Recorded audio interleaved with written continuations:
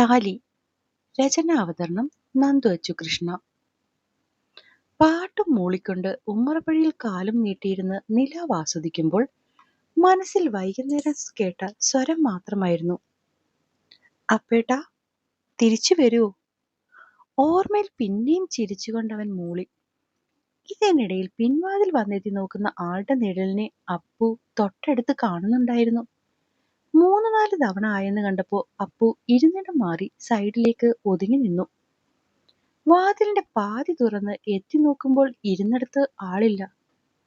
പാതിരാത്രി ആയാലും ഉറങ്ങാതെ എന്താണോ ചെയ്യുന്നേ? പിറുപിറുത്തുകൊണ്ട് ഒന്നുകൂടെ പുറത്തേക്കിറങ്ങി. ഇതെവിടെ പോയി? ഇട്ടിരുന്ന പാവാട തിരിപിടിച്ച് മിത്തു പുറത്തേക്കിറങ്ങി ചുറ്റും നോക്കി. ഞാനാണോ?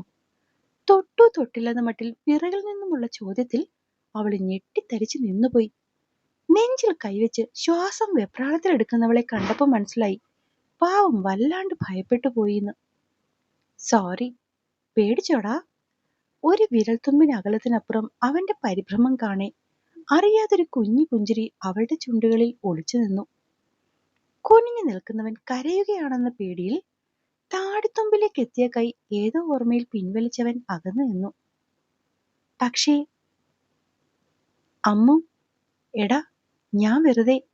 നീട്ടിയ വിരലുകളെ ശാസനയോടെ അടക്കി നിർത്താൻ ശ്രമിച്ചിട്ടും പിന്നെയും അനുസരണക്കേട് കാട്ടിയവർ ആ മുഖം പിടിച്ചുയർത്തി. വിടർന്ന ആ കണ്ണുകളിൽ കുറുമ്പ് കണ്ടതും അപ്പുവിന്റെ മുഖം മാറി. ഓ! അപ്പു അവളുടെ അടുത്ത് നിന്നും അകന്നു മാറി. ഒരിക്കൽ കൂടി അവളെ നോക്കി ഉറപ്പുവരുത്തി പിന്തിരിഞ്ഞു നടന്ന് മുൻവാതിലെത്തി. തന്റെ ഉള്ളിലെ കുസൃതി അവൻ കണ്ടുപിടിച്ചതിന്റെ പരിഭവമാണ് ഈ കാണിക്കുന്നതെന്ന് അറിയുന്നതുകൊണ്ട് തന്നെ നിശബ്ദമായി മിത്തും അവനെ കടന്ന് ഉള്ളിലേക്ക് കയറിപ്പോയി.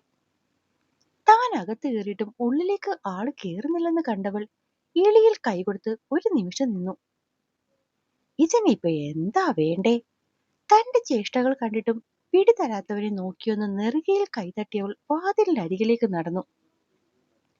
നേരം ഒരുപാടായി, എല്ലാവരും കിടന്നു. ആരോടെന്നില്ലാതെ അവള് പറഞ്ഞു. തനിക്കായിട്ടാണ് അവളുടെ വാക്കുകൾ എന്നറിഞ്ഞിട്ടും മുന്നിലത്തെ പരിഭവം മാറാതെ അവൻ പിന്നെയും സോപാനത്തിലരികിലേക്ക് പോലെ നടന്നു. അവന്റെ ഉദ്ദേശം മനസ്സിലായതും മിത്തു പെട്ടെന്ന് പുറത്തേക്ക് ചാടി അവന് തൊട്ടു പുറകിൽ നിന്ന് വിളിച്ചു. ഉറക്കം വരുന്ന അപ്പേട്ടാ.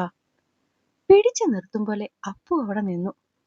പിന്നൊന്ന് പുറകിലേക്ക് നോക്കിയതും ആള് അകത്തേക്ക് ഓടിയിരുന്നു. ഇത്രയും മതി. നിറഞ്ഞ സന്തോഷത്തോടെ ഉള്ളിലേക്ക് കയറി വാതിലടിച്ച് തിരിയുമ്പോൾ കാണുന്നത് കയ്യിലൊരു ജഗ്ഗുമായി മായ നിൽക്കുന്നതായിരുന്നു. നിനക്ക് ഉറക്കമൊന്നുമില്ലേ അപ്പു? നേരെ എത്ര എന്ന വിചാരം? അത് പിന്നെ ഞാൻ കിടക്കാൻ പോവായിരുന്നു.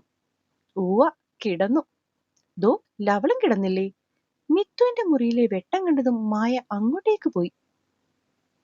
കൂടെയുള്ളവൾ 10 ഉറക്കം കഴിഞ്ഞിട്ടുണ്ടാവും. എത്ര പറഞ്ഞാലും രാത്രി നേരത്തെ കിടക്കില്ലേ കൊച്ച്. ലൈറ്റ് ഓഫ് ചെയ്യാൻ മറന്നതാകും മായമ്മേ. അവളെ മായ വഴക്ക് പറഞ്ഞാലോ എന്നുള്ള പേടിയിൽ അപ്പു പെട്ടെന്ന് അവളുടെ രക്ഷയ്ക്കെത്തി. ബെസ്റ്റ്. ഞാൻ പറഞ്ഞത് എങ്ങനെയുണ്ട്?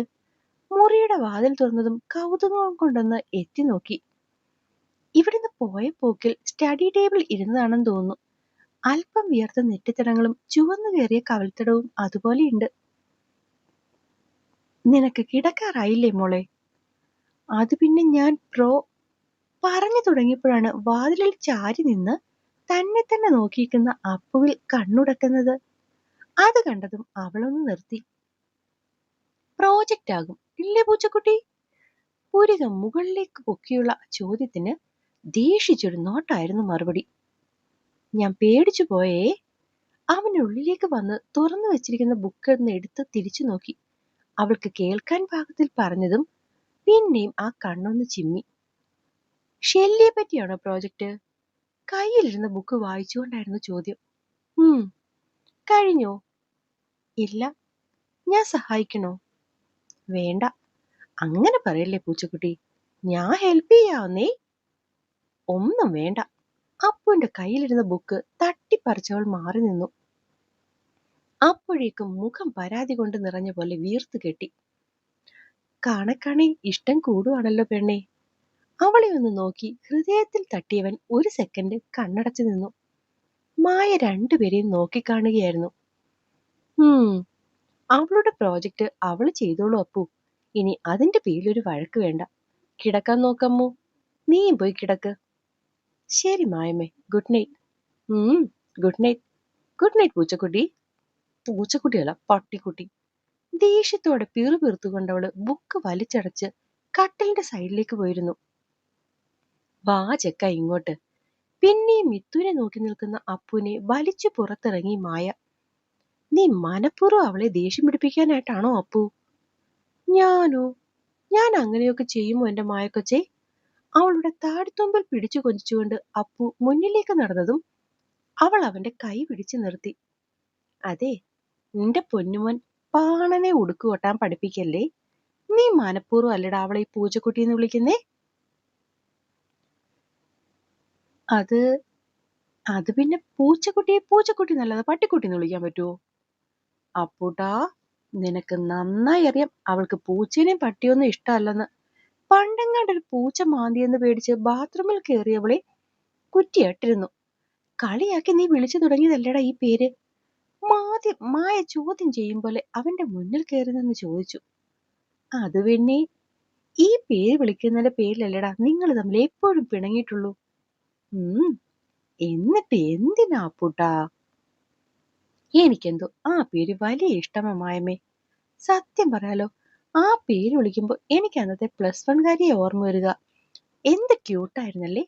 2 സൈഡിലും മുടിയൊക്കെ പിന്നിയിട്ട് ഫ്രോക്കും ബാഗും ഒക്കെ ആയിട്ട് ഒരു പേടിച്ചു തൂറി ബൊമ്മക്കുട്ടി. അവന്റെ വാക്കുകളിൽ കുറുമ്പും കുസൃതിയും വാത്സല്യവും ഒക്കെ നിറഞ്ഞു തുളുമ്പുന്നുണ്ടായിരുന്നു. കുഞ്ഞു പോയി കിടന്നുറങ്ങാൻ നോക്ക്. ചെല്ല് ചെല്ല്. മായ അവനെ നോക്കി ചിരിച്ചുകൊണ്ട് വെള്ളമെടുത്ത് മുറിയിലേക്ക് പോയി.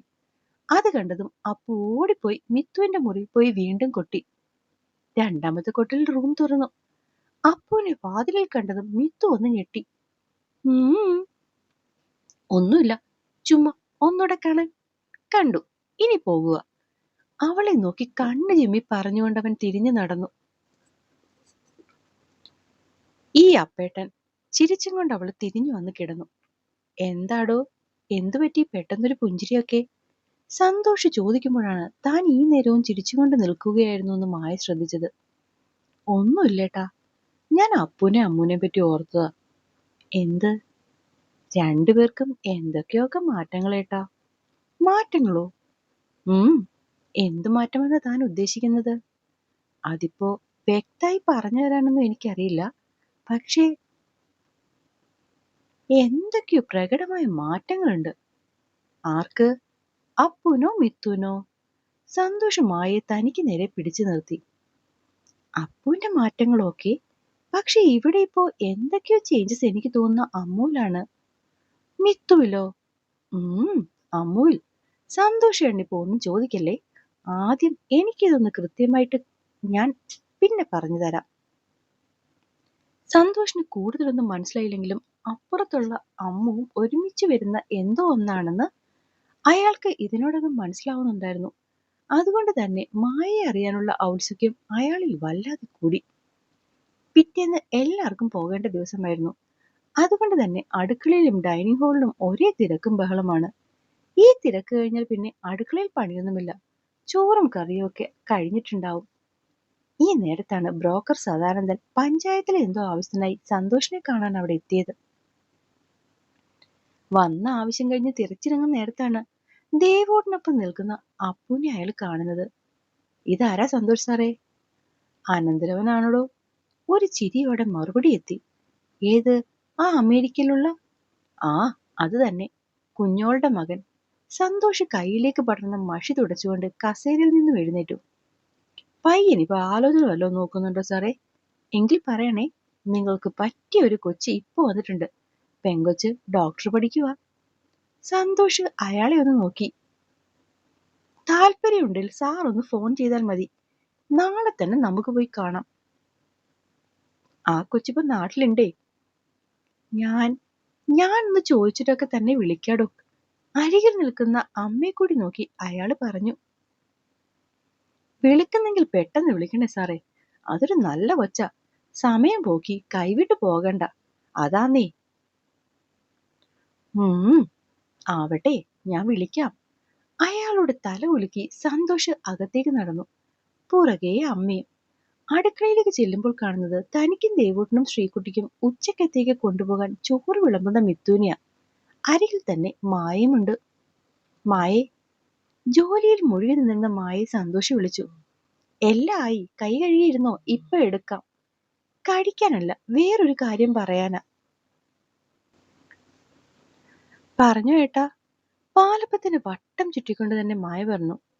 എടോ, നമ്മുടെ അപ്പൂനൊരു ആലോചന. പെൺകുട്ടി MBBS പഠിക്കുവാന്ന്. വിളമ്പിക്കൊണ്ടിരുന്ന ചോറ്റുപാത്രം കയ്യിൽ നിന്ന് വീണ് മിത്തു അച്ഛനെ ഒന്ന് നോക്കി. അപ്പോ എന്നെ വായിക്കുകയും കേൾക്കുകയും ചെയ്യുന്ന എൻ്റെ കൂട്ടുകാർക്ക് കഥ ഇഷ്ടമാകുന്നുണ്ടെങ്കിൽ സബ്സ്ക്രൈബ് ചെയ്ത് സപ്പോർട്ട് ചെയ്യാൻ മറക്കല്ലേ. അതുപോലെ എൻ്റെ പുതിയ ചാനലാണ് ഷോർട്ട് സ്റ്റോറീസ് ഓഫ് നന്ദു അച്ചുകൃഷ്ണ. അതും കൂടി ഒന്ന് സബ്സ്ക്രൈബ് ചെയ്ത് സപ്പോർട്ട് ചെയ്യണേ. നന്ദി.